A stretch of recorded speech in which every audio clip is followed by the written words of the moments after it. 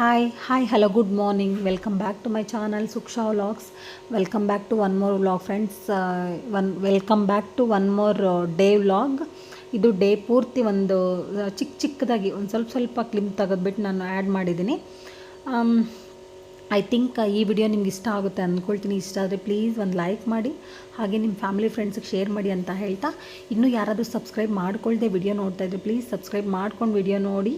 ಹಾಗೆ ಪಕ್ಕದಲ್ಲಿರ್ತಕ್ಕಂಥ bell ಬಟನನ್ನು click ಮಾಡಿ, ನಾನು ಯಾವುದೇ ಒಂದು ವಿಡಿಯೋ ಅಪ್ಲೋಡ್ ಮಾಡಿದ ತಕ್ಷಣ ನಿಮಗೆ ನೋಟಿಫಿಕೇಷನ್ ಬರುತ್ತೆ ಅಂತ ಹೇಳ್ತಾ ಬನ್ನಿ ವಿಡಿಯೋ ಸ್ಟಾರ್ಟ್ ಮಾಡ್ತೀನಿ. ಇದು ಬೆಳಗ್ಗೆನೇ ನಾನು ಬೆಳಗ್ಗೆ ಬೇಗ ಎದ್ಬಿಟ್ಟು ಬಾಗಿಲೆಲ್ಲ ಕಸ ಗುಡಿಸಿ ನೀರು ಹಾಕಿ ರಂಗೋಲಿ ಎಲ್ಲ ಹಾಕಿದ್ದೀನಿ. ಆಮೇಲೆ ನನ್ನ ಮಗಳು ಎದ್ದು ಬಂದುಬಿಟ್ಟು ಒಂದು ಸ್ಮಾಲ್ ಚಿಕ್ಕದಾಗಿ ಒಂದು ವಿಡಿಯೋ ಮಾಡ್ಕೊಂಡಿದ್ದಾಳೆ. ಬೆಳಗ್ಗೆ ಇನ್ನು ಆ್ಯಸ್ ಯೂಶ್ವಲ್ ಹೌಸ್ ವೈಫ್ ಅಂದಮೇಲೆ ಈ ಮಕ್ಕಳು ರೆಡಿ ಮಾಡೋದು, ಅವ್ರು ಸ್ಕೂಲ್ಗೆ ಕಳಿಸೋದು, ಅವ್ರಿಗೆ ತಿಂಡಿ ಬಾಕ್ಸು, ಅವ್ರಿಗೆ ಸ್ನಾನಗಳು ಪ್ರತಿಯೊಂದು ಇರುತ್ತೆ. ಸೊ ನಂದು ಕೂಡ ಅದೇ ಲೈಫ್ ಆಗಿರುತ್ತೆ. ನಾನು ಆದಷ್ಟು ನನ್ನ ಇನ್ನು ಮುಂದೆ ಇಷ್ಟು ದಿನ ಕೇಳ್ತಿದ್ರು ಸುಮಾರು ಜನ ಡೈಲಿ ವ್ಲಾಗ್ ಮಾಡಿ ನೀವು ಅಂತ. ಬಟ್ ನನಗೆ ಇಷ್ಟು ದಿನ ಅಷ್ಟು ಕಂಫರ್ಟ್ ಇರಲಿಲ್ಲ ನಾನು ಡೈಲಿ ವ್ಲಾಗ್ ಮಾಡೋದಕ್ಕೆ. ಬಟ್ ಇನ್ನು ಮುಂದೆ ಆದಷ್ಟು ನನ್ನ ಡೇ ರುಟೀನಲ್ಲಿ ಏನು ನಡೆಯುತ್ತೋ ಅದನ್ನು ಆದಷ್ಟು ನಾನು ನಿಮಗೆ ತೋರಿಸೋದಕ್ಕೆ ಟ್ರೈ ಮಾಡ್ತೀನಿ. ಆ್ಯಂಡ್ ಮತ್ತು ಆ್ಯಸ್ ಯೂಶ್ವಲ್ ಹೇಗಿರುತ್ತೋ ನಾನು ಹಾಗೆ ತೋರಿಸ್ತೀನಿ ಕೂಡ. ಇನ್ನು ಬೆಳಗ್ಗೆ ತಿಂಡಿಗೆ ಅಂದ್ಬಿಟ್ಟು ನಾನು ದೋಸೆ ಹಾಗೆ ತರಕಾರಿ ಎಲ್ಲ ಹಾಕ್ಬಿಟ್ಟು ತರಕಾರಿ ಗೊಜ್ಜು ಮಾಡಿಬಿಟ್ಟು ಅದಕ್ಕೆ ಮತ್ತು ಚಟ್ನಿ. ನನ್ನ ಮಗನಿಗೆ ತರಕಾರಿ ಸಾಂಬಾರು ಒಂದೇ ಸಾಕು, ಬಟ್ ಆದರೂ ಕೂಡ ಅವನಿಗೆ ಚಟ್ನಿ ಇಲ್ಲ ಅಂದರೆ ಅವನು ದೋಸೆ ಏನು ತಿನ್ನಲ್ಲ, ಅಷ್ಟು ಚಟ್ನಿ ಅಂದರೆ ಇಷ್ಟ. ಸೊ ಹಂಗಾಗ್ಬಿಟ್ಟು ಅದಕ್ಕೆ ಚಟ್ನಿನೂ ಮಾಡಿ, ಇನ್ನು ನನ್ನ ಮಗಳು ಸ್ನಾನ ಮಾಡ್ಕೊಂಬಂದ್ಬಿಟ್ಟು ಸುಕ್ಷಾನೂ ದೇವ್ರ ಪೂಜೆ ಮಾಡ್ತಾವಳೆ. ಆ್ಯಸ್ ಯೂಶ್ವಲ್ ಅವಳದು ಡೈಲಿ ನಾನು ಮುಂಚೆನೇ ಹೇಳಿಬಿಟ್ಟಿದ್ದೀನಿ, ಗೃಹಪ್ರವೇಶ ಆದ ತಕ್ಷಣ ನಾನು ಹೇಳಿರೋದು ಬೆಳಗ್ಗೆ ನೀನು ಸ್ಕೂಲ್ಗೆ ಹೋಗೋಕ್ಕೆ ಮುಂಚೆ ಸ್ನಾನ ಆದ ತಕ್ಷಣ ಫಸ್ಟು ದೇವ್ರ ಪೂಜೆ ಮಾಡಿಬಿಡು, ಅದಾದಮೇಲೆ ಸಂಜೆನೂ ಸ್ಕೂಲಿಂದ ಬಂದ ತಕ್ಷಣ ಮತ್ತು ಕೈಕಾಲು ಮುಖ ತೊಳ್ಕೊಂಡು ದೇವ್ರ ಪೂಜೆ ಮಾಡಿ ಆಮೇಲೆ ಟ್ಯೂಷನ್ಗೆ ಹೋಗು ಅಂತ ನಾನು ಈ ಥರ ಹೇಳಿದ್ದೀನಿ. ಸೊ ಅವಳು ಅದೇ ರೀತಿ ಸ್ಕೂಲಿಗೆ ಹೋಗೋಕ್ಕೆ ಮುಂಚೆ ರೆಡಿ ಆಗಿಬಿಟ್ಟು ಫಸ್ಟು ದೇವ್ರ ಪೂಜೆ ಮಾಡಿಬಿಡ್ತಾಳೆ. ಸೊ ಇವತ್ತು ಕೂಡ ದೇವ್ರ ಪೂಜೆ ಎಲ್ಲ ಮುಗಿಸ್ಕೊಂಡ್ಳು ಅವಳು. ದೇವ್ರ ಪೂಜೆ ಮಾಡೋ ಅಷ್ಟೊತ್ತಿಗೆ ನಾನಿನ್ನು ತಿಂಡಿ ಮಾಡ್ಕೊಳ್ತಾನೆ ನನ್ನ ಮಗ ಸ್ನಾನ ಮಾಡ್ಕೊಂಡು ಬಂದಮೇಲೆ ಅವನಿಗೂ ಕೂಡ ಅಲ್ಲೇನೇ ಯೂನಿಫಾರ್ಮ್ ಎಲ್ಲ ಹಾಕಿಬಿಟ್ಟು ಬೇಗ ರೆಡಿ ಮಾಡ್ತಾಯಿದ್ದೀನಿ. This is first day vlog ಅಂತಲೇ ಹೇಳ್ಬೋದು. ಫಸ್ಟ್ ಡೇ ಅಂದರೆ ಗೃಹಪ್ರವೇಶ ಆದಮೇಲೆ ಇವರು ಮೊದಲನೇ ದಿನ ಸ್ಕೂಲ್ಗೆ ಹೋಗ್ತಾ ಇದ್ದಾರೆ.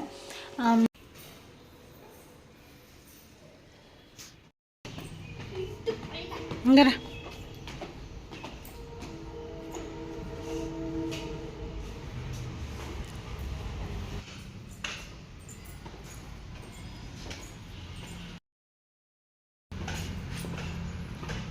కదా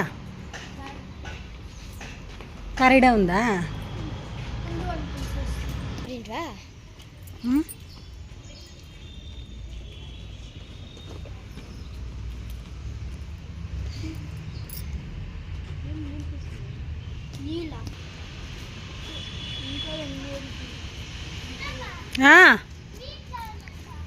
ఏమి మన సేట్లా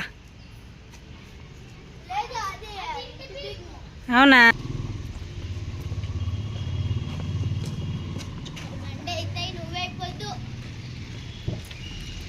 ఎత్రి బాస్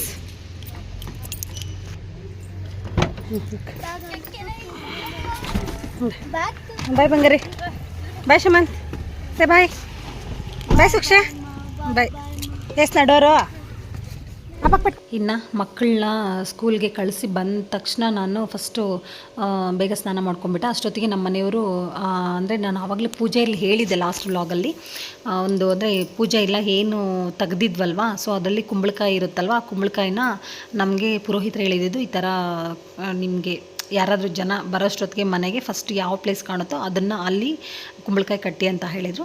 ಸೊ ಇವತ್ತು 5th ಡೇ ಆಗಿರೋದ್ರಿಂದ ಗೃಹಪ್ರವೇಶ ಆದಮೇಲೆ 5th ಡೇ ಇವತ್ತು ಕುಂಬಳಕಾಯಿ ಕಟ್ತಾ ಇದ್ದಾರೆ ನಮ್ಮ ಮನೆಯವರು ಕೂಡ. ಅದನ್ನು ಅಂದರೆ ಕೆಳಗಡೆ ಇಟ್ಟಿರಬಾರ್ದು ಅದನ್ನು, ಸೊ ನಾವು ಮೇಲ್ಗಡೆನೇ ಇಟ್ಟಿದ್ವಿ. ಅದನ್ನು ಕುಂಬಳಕಾಯಿ ಕಟ್ಬಿಟ್ಟು ಇನ್ನು ಹಾಗೆ ಹೋಮ ಮಾಡಿರ್ತೀವಲ್ವ, ಬೆಳಗ್ಗೆ ನೈಟು ಎಲ್ಲ ಹೋಮ ಮಾಡಿರ್ತಾರಲ್ವ, ಹೋಮದಲ್ಲಿರ್ತಕ್ಕಂಥ ಬೂದಿ ಹಾಗೆ ಅದರಲ್ಲಿ ಕಾಯಿನ್ಸ್ ಇರುತ್ತೆ, ಆ ಕಾಯಿನ್ನು ಸೇರಿಸ್ಬಿಟ್ಟು ಒಂದು ಹೊಸ ಬಟ್ಟೆಯಲ್ಲಿ ಹಾಕಿಬಿಟ್ಟು ಮೇನ್ ಡೋರಲ್ಲಿ ಎಂಟ್ರೆನ್ಸಲ್ಲಿ ಮೇನ್ ಡೋರ್ ಮೇಲ್ಗಡೆ ಕಟ್ಟಿ ಅಂತ ಹೇಳಿದರು.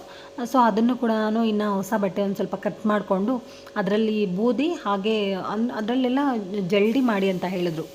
ಜಲ್ಡಿ ಮಾಡಿಬಿಟ್ಟು ಒಂದು ಸ್ವಲ್ಪ ಬೂದಿ ತೊಗೊಂಡು ಅದರಲ್ಲಿ ಹಾಕಿ ಬಟ್ಟೆಯಲ್ಲಿ ಹಾಕಿಬಿಟ್ಟು ನಾವು ಇವಾಗ ಕಟ್ತಾ ಇದ್ದಾರಲ್ವ ಅಲ್ಲಿ ಮೇನ್ ಡೋರಲ್ಲಿ ಒಳಗಡೆಯಿಂದ ಫಸ್ಟ್ ಅಲ್ಲಿ ಮೇನ್ ಡೋರ್ ಮೇಲೆ ಕಟ್ಟಿ ಅಂತ ಹೇಳಿದ್ರು. ಸೊ ಅದನ್ನು ಕೂಡ ಇನ್ನು ಅವತ್ತೇ 5th ಡೇನೇ ಎಲ್ಲ ಮುಗಿಸ್ಕೊಳ್ಳೋಣ ಅಂತ ಹೇಳ್ಬಿಟ್ಟು ಅದನ್ನು ಆ್ಯಕ್ಚುಲಿ ನಮಗೆ ಪುರೋಹಿತರು ಕುಂಬಳಕಾಯಿ ಕಟ್ಟೋದಿರ್ಬೋದು, ಮತ್ತು ಹಾಗೆ ಈ ಬೂದಿನೂ ಒಂದು ಕ್ಲಾತಲ್ಲಿ ಹಾಕ್ಬಿಟ್ಟು ಅದನ್ನು ಮೇನ್ ಡೋರಲ್ಲಿ ಕಟ್ಟೋದಿರ್ಬೋದು. ಇದನ್ನು 3rd ಡೇಯಲ್ಲೇ ನಾವೇನು ಪೂಜೆ ತೆಗಿತೀವಲ್ವ ಆವಾಗಿನೇ ಕಟ್ಬಿಡಿ ಅಂತ ಹೇಳಿದ್ರು.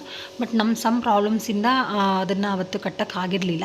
ಸೊ ಹಂಗಾಗ್ಬಿಟ್ಟು ಕೆಳಗಡೆ ಎಲ್ಲೂ ಇಡಬೇಡಿ ಅಂತ ಹೇಳಿದ್ರು. ಸೊ ನಾವು ಅದಕ್ಕೆ ಹಂಗಂತಲೇ ನಾವು ಕೆಳಗಡೆ ಇಡ್ದಿರ ಸ್ವಲ್ಪ ಮೇಲ್ಗಡೆ ಅಂದರೆ ಕೆಳಗಡೆ ನೆಲಕ್ಕೆ ತಗಲಿಸ್ತೀರ ಮೇಲ್ಗಡೆನೇ ಇಟ್ಟಿರಿ ಅಂತ ಹೇಳಿದ್ರು. ಹಂಗೆ ಇಟ್ಬಿಟ್ಟು ಇನ್ನು 5th ಡೇ ನಾವು ಅದನ್ನು ಅವ್ರು ಯಾವ ಥರ ಹೇಳಿದ್ರು ಆ ಥರನೇ ಮಾಡಿಬಿಟ್ಟು ಕಟ್ಟಿದ್ವಿ. ಅದಾದಮೇಲೆ ಇನ್ನು ಲಕ್ಷ್ಮಿನ ಏನು ಕೂರಿಸಿದ್ದು ಗೃಹಪ್ರವೇಶದ ದಿನ ದೇವ್ರ ಮನೆಯಲ್ಲಿ ಲಕ್ಷ್ಮಿನ ಕೂರಿಸ್ಕೊಟ್ಟಿದ್ರು ನಮಗೆ. ಸೊ ಅದನ್ನು ಕೂಡ 5th ಡೇನೇ ತೆಗಿಯೋಣ ಅಂತ ಹೇಳಿದ್ರು. 3rd ಡೇ ಬೇಡ, 3rd ಡೇಗೆ ಇರಲಿ ಅಂತ ಪುರೋಹಿತರು 3rd ಡೇಗೆ ಬೇಕಾದರೂ ತೆಗಿಬೋದು ಅಂದರು. ಬಟ್ ನಮಗೆ ನಮ್ಮ ಮನೆಯಲ್ಲಿ ಬೇಡ 3rd ಡೇಗೆ 5th ಡೇ ತನಕ ಇರಲಿ ಅಂತ ಹೇಳಿದಾಗ ಸರಿ 5th ಡೇ ಇನ್ನು ಮಂಡೇ ಆಯಿತು. ಮಂಡೇಗೆ ತೆಗಿಯೋಣ ಅಂತ ಹೇಳಿ ನಾವತ್ತು ನಾನು ಬೆಳಗ್ಗೆನೇ ಬೇಗ ಅದೇ ಆವಾಗಲೇ ಹೇಳ್ದಂಗೆ ಮಕ್ಕಳನ್ನ ಸ್ಕೂಲ್ಗೆಲ್ಲ ಕಳಿಸಿ ಅದೆಲ್ಲ ಕೆಲಸ ಎಲ್ಲ ಆದಮೇಲೆ 5th ಡೇಯಲ್ಲಿ ಫಸ್ಟು ಲಕ್ಷ್ಮಿನ ತೆಗೆದ್ಬಿಟ್ಟು ಇಟ್ಬಿಡೋಣ ಅಂತ ಹೇಳ್ಬಿಟ್ಟು ಪ್ರತಿಯೊಂದೂ ಎಲ್ಲನೂ ತೆಗಿತಾ ಇದ್ದೀನಿ. ಅದರಲ್ಲಿ ಕೂಡ ಮುಖವಾಡ ಯಾವಾಗಲೂ ಇಡಬಾರ್ದು ಅಂತ ಹೇಳಿದ್ರು. ಬಟ್ ನನಗೆ ನಿಜವಾಗ್ಲೂ ಅಷ್ಟು ಗೊತ್ತಿಲ್ಲ. ನಿಮ್ಗೆ ಯಾರಿಗಾದ್ರೂ ಗೊತ್ತಿದ್ರೆ ಹೇಳಿ. ಡೈಲಿ ಮುಖವಾಡ ತೆಂಗಿನಕಾಯಿಗೆ ಇಟ್ಬಿಟ್ಟು ಪೂಜೆ ಮಾಡಬಾರ್ದು ಅಂತಾರೆ. ಬಟ್ ಆದರೆ ನನಗೆ ಗೊತ್ತಿಲ್ಲ ಅದನ್ನು ಡೈಲಿ ಪೂಜೆ ಮಾಡ್ಬೋದಾ ಅಥವಾ ಎತ್ತಿಡಬೇಕಾ ಅಂತ. ನನಗೆ ಅನಿಸೋದು ಅಂದರೆ ಪರ್ಸ್ನಲ್ ನನ್ನ ಫೀಲಿಂಗು ಡೈಲಿ ಪೂಜೆ ಮಾಡಬೇಕು ಅಂತ ಅನಿಸುತ್ತೆ. ಆದರೆ ಗೊತ್ತಿಲ್ಲ. ಒಬ್ಬೊಬ್ಬರ ಮನೇಲಿ ತೆಂಗಿನಕಾಯಿ ಇಡ್ತಾರೆ ಕಳಸಕ್ಕೆ, ಒಬ್ಬೊಬ್ಬರ ಮನೇಲಿ ತೆಂಗಿನಕಾಯಿ ಇಡೋದಿಲ್ಲ ಕಳಸಕ್ಕೆ, ಬರೀ ಎಲೆ ಮಾತ್ರ ಇಡ್ತಾರೆ. ಸೊ ನಮ್ಮ ಮನೆಯಲ್ಲಿ ಮುಂಚೆಯಿಂದ ಎಲೆ ಇಡ್ತಾರೆ, ಯಾವಾಗಾದರೂ ತೆಂಗಿನಕಾಯಿ ಇಡ್ತಾರೆ ಅಷ್ಟೇ.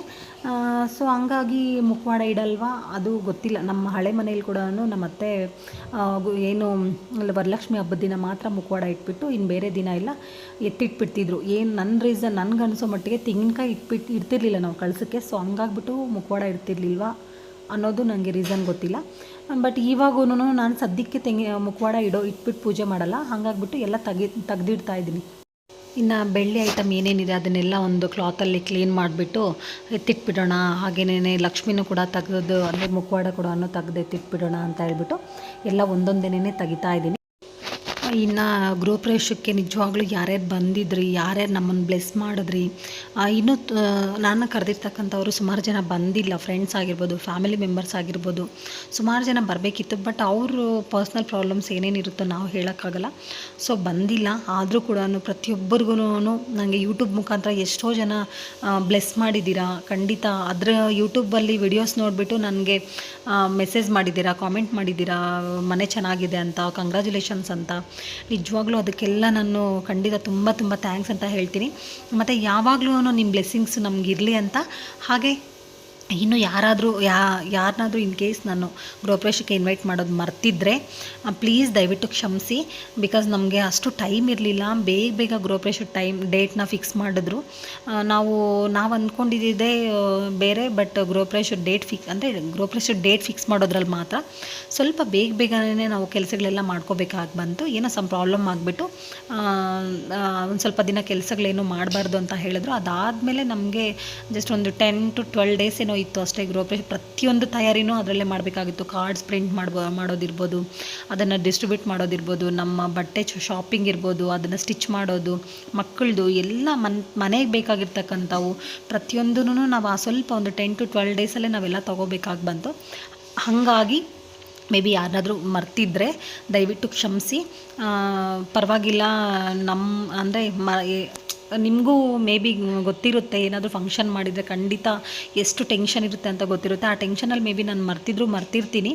ದಯವಿಟ್ಟು ಕ್ಷಮಿಸಿ ಅಂತ ಹೇಳ್ತಾ, ಹಾಗೆ ತುಂಬ ನನಗೆ ಮೆಸೇಜ್ ಬಂದಿರೋದು ಮನೆ ಯಾವ ಥರ ನೀವು ಶಾಪಿಂಗ್ ಮಾಡಿದ್ರಿ, ಮತ್ತು ಯಾವ ಥರ ಮನೆ ಕನ್ಸ್ಟ್ರಕ್ಷನ್ ಯಾವ ಥರ ಪ್ಲಾನ್ ಮಾಡಿದ್ರಿ, ಎಷ್ಟು ಖರ್ಚಾಯಿತು, ಮತ್ತು ಇಂಟೀರಿಯರ್ ಯಾವ ಥರ ಮಾಡಿಸಿದ್ರಿ, ಎಷ್ಟಿದೆ ನಿಮ್ಮದು ಮನೆ ಮೆಜರ್ಮೆಂಟು ಎಷ್ಟಿದೆ ಅಂತ ತುಂಬ ಕಮೆಂಟ್ಸ್ ಬರ್ತಾ ಇದೆ. ನಾನು ಎಲ್ಲನೂ ಒಂದು ಲಾಗ್ ಮಾಡಿಬಿಟ್ಟು ನಾನು ಹೇಳ್ತೀನಿ. ಅಂದರೆ ನಮ್ಮ ಮನೆ ಮೆಜರ್ಮೆಂಟಿಂದ ಹಿಡಿದು ಮತ್ತು ಹೇಗೆ ನಾವು ಪ್ಲಾನ್ ಮಾಡಿದ್ವಿ ಅಂತ, ಅಲ್ಲಿಂದ ಎಷ್ಟು ಖರ್ಚಾಯಿತು ಅಂತ ಇಂಟೀರಿಯರ್ ಡಿಸೈನ್ ಇರ್ಬೋದು, ಮತ್ತು ಅದಾದಮೇಲೆ ಗೃಹಪ್ರವೇಶಕ್ಕೆ ಯಾವ ಥರ ಪ್ಲಾನ್ ಮಾಡಿದ್ವಿ ಅಂತ ಪ್ರತಿಯೊಂದ್ರದ್ದು ನಾನು ಒಂದು ವಿಡಿಯೋ ಮಾಡಿಬಿಟ್ಟು ಖಂಡಿತ ನಾನು ಒಂದು ನೆಕ್ಸ್ಟ್ ವಿಡಿಯೋದಲ್ಲಿ ಯಾವಾಗಾದರೂ ಒಂದು ವ್ಲಾಗ್ ಮಾಡ್ತೀನಿ.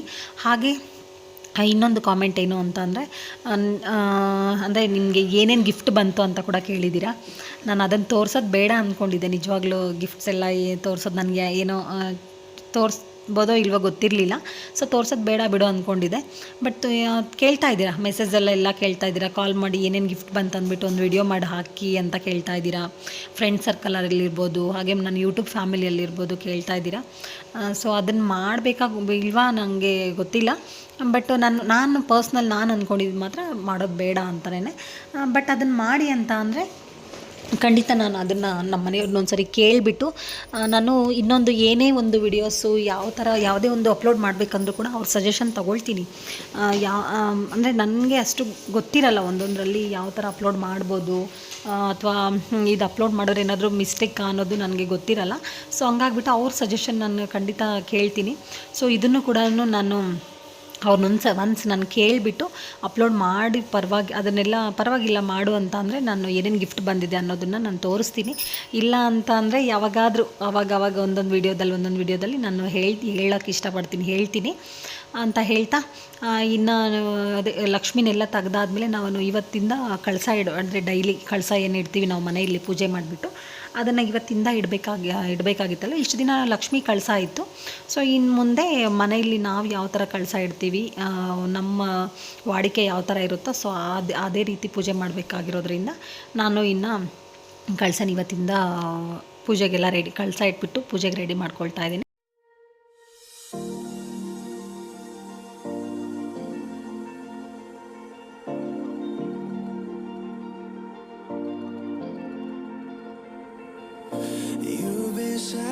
You've been broken down, heart is beating, still won't make a sound.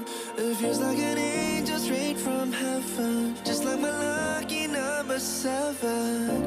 You're my shooting star. We're running round in circles, love feels so invincible. Feel you when there's no one around. Your beauty's so amazing, I will always hold you down. Your heart will be kept safe and sound. But I don't wanna love you when I'm faded. You're the picture perfect, you're on my mind. Painted.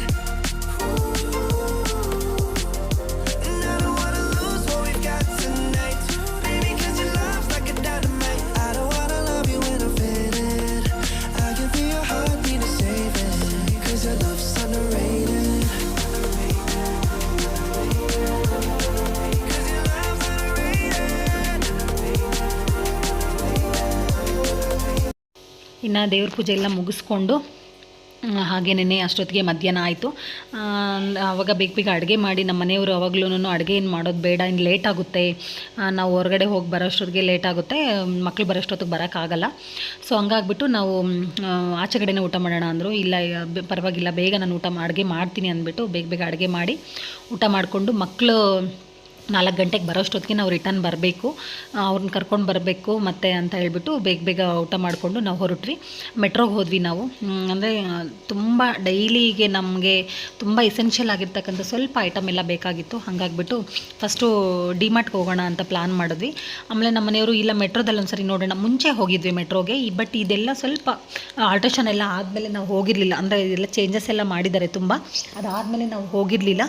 So ನಮ್ಮ ಮನೆಯವರು ಇಲ್ಲ ಮೆಟ್ರೋದಲ್ಲೂ ಚೆನ್ನಾಗಿದೆಯಂತೆ ಅಂತ ಅಂದರು. ಸರಿ ಆಯಿತು, ಒಂದು ಸರಿ ನೋಡೋಣ ಅಂತ ಹೇಳ್ಬಿಟ್ಟು ತುಂಬ ಕಮ್ಮಿ ಐಟಮ್ ತೊಗೊಂಬಂದ್ವಿ. ಬಟ್ ಅದು ತುಂಬ ಎಸೆನ್ಷಿಯಲ್ ಆಗಿರ್ತಕ್ಕಂಥ ಐಟಮ್ ಮಾತ್ರನೇ ತೊಗೊಂಡು ಬಂದಿದ್ದು. ತೊಗೊಂಡು ಇನ್ನು ಬೇಗ ಬಂದುಬಿಡೋಣ ಅಂತ ಹೇಳ್ಬಿಟ್ಟು ಹೋದ್ವಿ. ಸೊ ಏನೇನು ತೊಗೊಂಬಂದ್ವಿ ಅನ್ನೋದನ್ನು ನಾನು ಖಂಡಿತ ಒಂದು ವಿಡಿಯೋ ಮಾಡಿಬಿಟ್ಟು ನಾನು ತೋರಿಸ್ತೀನಿ. ಬಿಕಾಸ್ ನಾನು ಡೈಲಿ ವ್ಲಾಗ್ ಮಾಡೋದ್ರಿಂದ ತುಂಬ ಜನ ಕೇಳ್ತೀರಾ ಏನೇನು ತೊಗೊಂಡ್ರಿ, ನನಗೆ ಗಿಫ್ಟ್ ಬಂದಿರೋ ಐಟಮ್ಮೇ ಕೇಳ್ತಾ ಇದ್ದೀರಾ ಅಂದಮೇಲೆ ಖಂಡಿತ ಇದನ್ನು ಕೂಡ ಕೇಳ್ತೀರಾ ಅಂತ ಅನಿಸುತ್ತೆ. ಸೊ ಹಂಗಾಗ್ಬಿಟ್ಟು ಅದನ್ನು ಕೂಡ ಒಂದು ವಿಡಿಯೋ ಮಾಡಿ ನಾನು ನೆಕ್ಸ್ಟ್ ವಿಡಿಯೋದಲ್ಲಿ ಹಾಕ್ತೀನಿ. ಐ ಹೋಪ್ ಈ ವಿಡಿಯೋ ನಿಮ್ಗೆ ಇಷ್ಟ ಆಗಿರುತ್ತೆ ಅಂದ್ಕೊಳ್ತೀನಿ.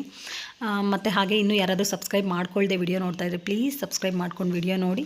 ಇನ್ನು ಇಷ್ಟೊತ್ತು ನಿಮ್ಮ ವ್ಯಾಲ್ಯುಬಲ್ ಟೈಮ್ ಕೊಟ್ಟು ನೋಡಿದ್ದಕ್ಕೆ ತುಂಬ ಥ್ಯಾಂಕ್ ಯು ಅಂತ ಹೇಳ್ತಾ, thank you for watching. See you in the next vlog. Bye bye.